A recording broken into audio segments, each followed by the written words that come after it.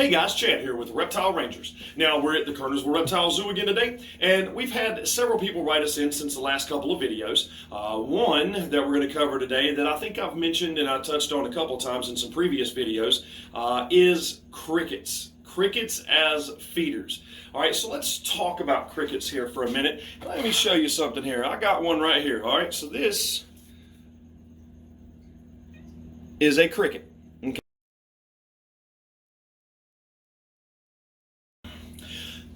They're at most any pet store. You can find them at bait and tackle shops. They're prevalent everywhere. Now, here's the problem, okay? And this is what we're going to talk about when it comes to using crickets as feeders. Crickets, primarily, you guys know that we're a medical center. Not only do we teach vet techs, vets, we teach in colleges, we take internships, things like that. And one of the biggest things that we have to talk about when it comes to crickets as feeders is intestinal parasites, okay? Intestinal parasites. Crickets go around, understand, re-ingesting their own feces, which causes tapeworms and other gastrointestinal microorganisms, okay? So crickets is a big cause a lot of the times when we see it or when a veterinary practice sees it, sees a bearded dragon or a leopard gecko or a crested or a water dragon or whatever. A lot of the times when we ask them, especially us, when we ask, what are you feeding? The first thing they tell us is we're feeding crickets. And that is not a good thing. Now understand, crickets aren't even nutritional. When you see something talking about gut-loaded crickets, that's very difficult to do, okay? Crickets and rats and mice are a lot alike in the sense that every few steps they're crapping and peeing. I mean, literally, they don't have things in their system for all that long. So it's very difficult to gut-load a cricket because he's not going to keep it in the system for very, very long. They're a very low nutrition feeder, okay? They're the lowest nutrition. We call them trash food. And there's so many other things that do so much better that I know I covered in another episode, such as the hornworms and the mealworms and the superworms and the dubia roaches and the waxworms, phoenix worms, butterworms. The list goes on and on and on. But crickets, people think, okay, well, I can get these cheap. I can get, 3 or 4 dozen. It's only going to cost me about $5. And the problem is, crickets die so easily. The lifespan is not very long from being born of a cricket to full grown, and lifespan is over with, okay? Now, with that being said, the crickets also die very, very easily. Too hot, too cold, not enough water, not enough food. I mean, it's kind of like anything else, but they die a whole lot easier than a lot of your other feeder species, okay? So a lot of the times when you buy the crickets, you end up getting them home and you've got half of them dead or a few of them dead. And the feeder, especially bearded dragons, because they're so big, and water dragons, let's say you get 48 of them, you get 4 dozen, or you get 5 dozen, you get 60 of them, and the dragon goes through all of them in one meal.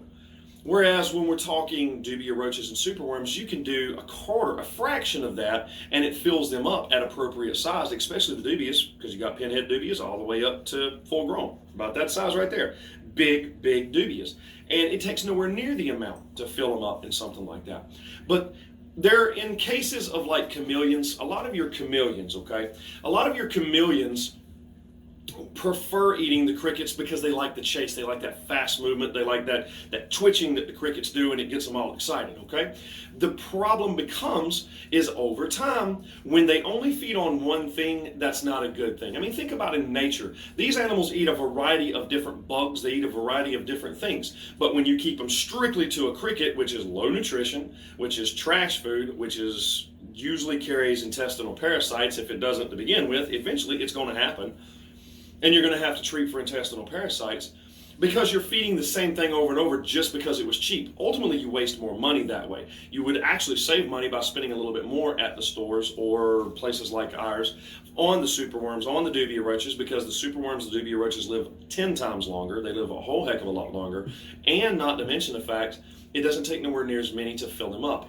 All right, so talking about crickets as feeders, when you have to feed something crickets because it just point blank refuses anything else, you've tried hand feeding, you've tried assist feeding, not forcing, but just assist feeding. When you've tried several other methods and you just know that the only thing he's going to take, or he's going to starve himself to death, and some of them will do that, they will literally be so stubborn they will just refuse food, then you have to do crickets. Then you're going to have to talk to whoever the animal medical professional is that you trust about doing regular parasite treatment regimens. What we typically suggest is about once every 6 months. You can get some kind of parasitic treatment and do whatever is prescribed. If you get it on your own and you don't know what you're doing, yes, there is a chance that you can kill your animal. So again, if you're going to feed crickets, or if you absolutely have to feed the crickets, then just make sure that you're talking to somebody and dealing with somebody that actually knows reptiles. And we've talked many times about vets. Vets know dogs and cats. They're not exotic animal experts, okay? So you need to make sure you talk to somebody that specializes in reptiles, that medical expertise in reptiles. We do, and there's some other places that do, about how often and what to do as far as the parasite treatment goes, okay? Crickets, bad thing, okay? Now remember, like I said, sometimes it's just unavoidable. Sometimes you absolutely have to. Sometimes we have to. But when we do the crickets, we also will make sure that we're doing parasite treatment for whatever it is that's taking those crickets. Because in the case of especially leopard geckos, they start getting sticktail because there's nothing going on, or could even lead into cryptosporidiosis, which is a non-curable disease. It's like an enhanced form of intestinal parasites, okay? And then you start feeding all these crickets, and then the cricket's parasitic load starts enhancing on the crypto's load, and there you go. You have a major problem that's got to be dealt with. Now, like I said, just remember, if you can get these animals off of crickets, stop looking at the cost of it. Stop looking at, oh, it's cheap. Actually, it's more expensive because you're spending more money and you got more dead loss when it comes to crickets than you do most of the time. Now, I can't say like at some of your major pet chains, because you get those cups of superworms and half of them are dead. In places like ours, or in our zoo, other places that do hand picking, we hand pick them. We physically pick them alive. So we do them by the dozen, the dubias, the supers, and anything like that. But when it comes pre-done in a cup, yeah, you're going to have some dead loss in there. But again, remember, at least the superworms can live a whole heck of a lot longer than what your crickets are going to live. Most of the time, your crickets ain't going to live but just a couple of days, unless you're doing a really good job at feeding them and watering them. But their lifespan is very, very short to begin with.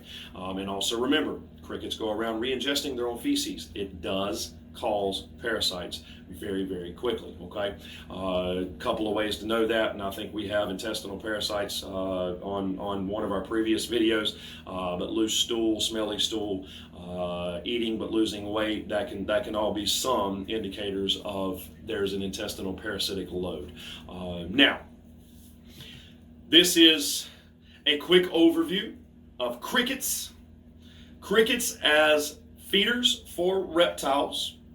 Now, just like any other time, write us in, let us know what you want to see about, what you want to hear about, what you want us to film about, medical, housing ecosystems, the zoo here, whatever, animals we have in the zoo. Make sure to hit that subscribe button. Go hit that subscribe button right below, all right? Hit the like button. Make sure to share away.